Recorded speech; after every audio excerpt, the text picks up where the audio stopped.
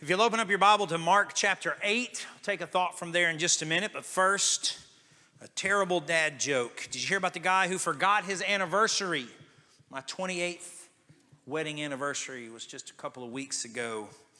And I'm glad that this was not me. He forgot it was his anniversary.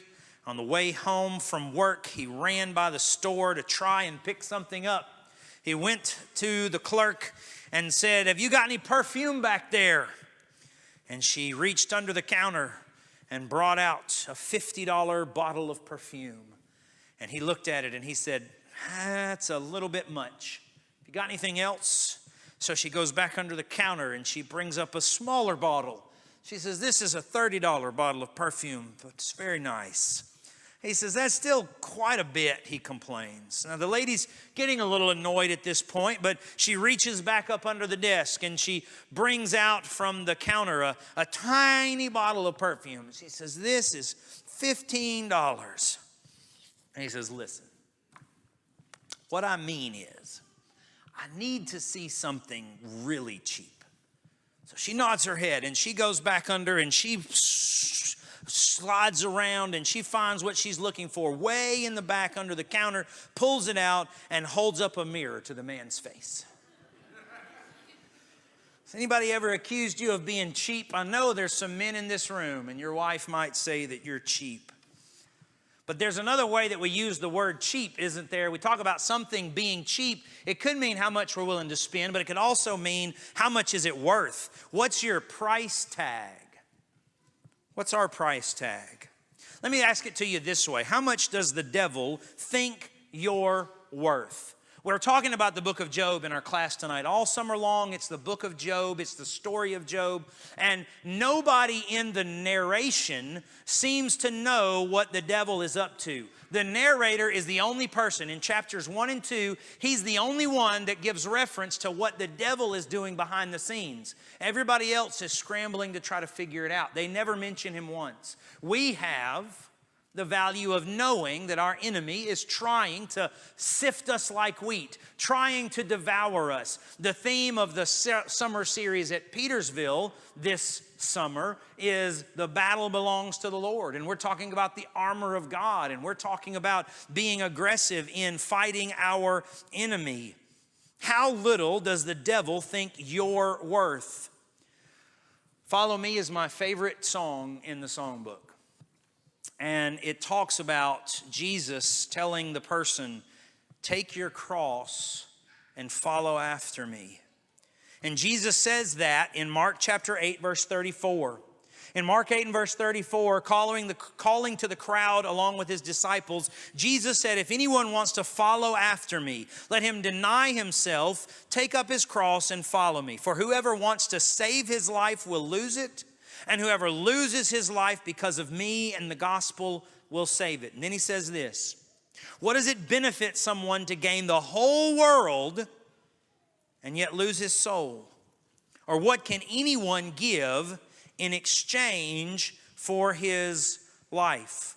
One of the ways to look at this verse and what Jesus is asking is, someone being offered the entire world and recognizing and realizing, you know what, even if you offered me everything, it still is not worth my soul. We have stories about making a deal with the devil, right? We have these stories where people want fame and fortune, or King Midas wanted everything to turn to gold, and Faust wanted to have everything that his heart desired. And the devil came and said, "I'll give you everything you want. In exchange, you give me your soul."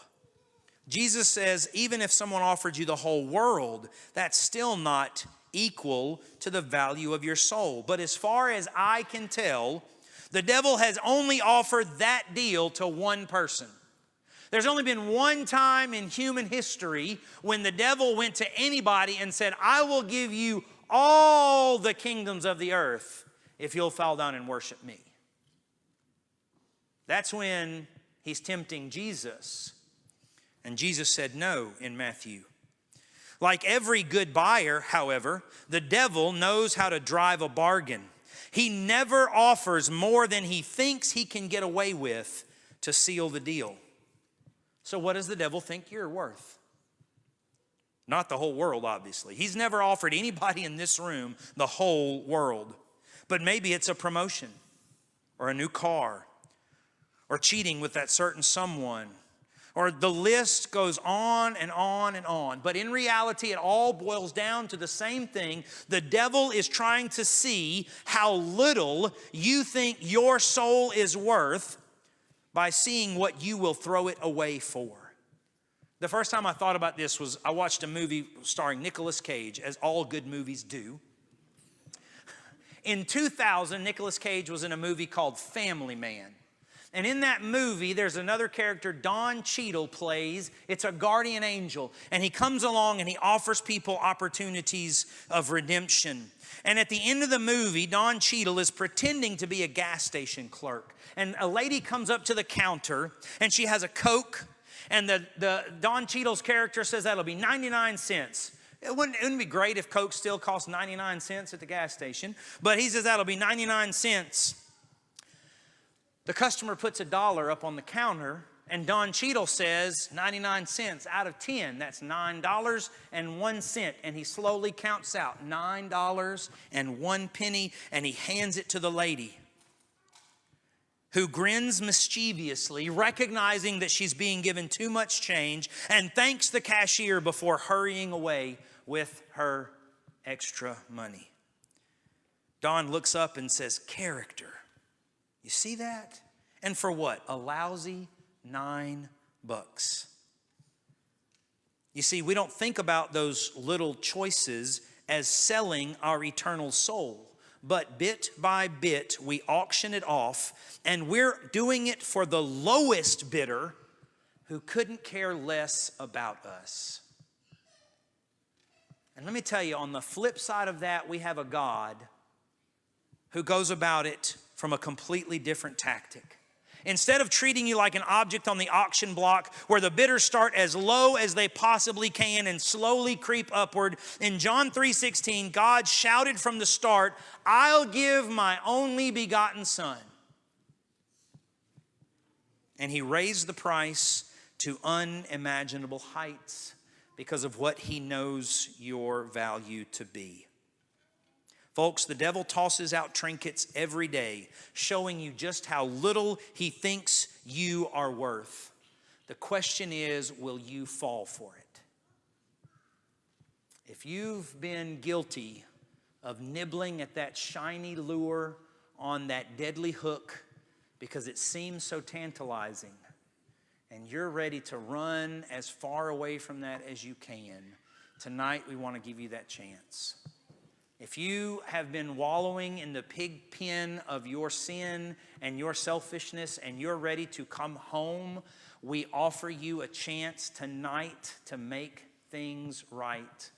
You can be washed clean if you're not a Christian. You can be buried in the waters of baptism and have a fresh start at a new life. That is a promise that God has made to you. Why would you wait? All you need to do is take up your cross and follow after him. If you want to do that now, come forward while we stand together and sing.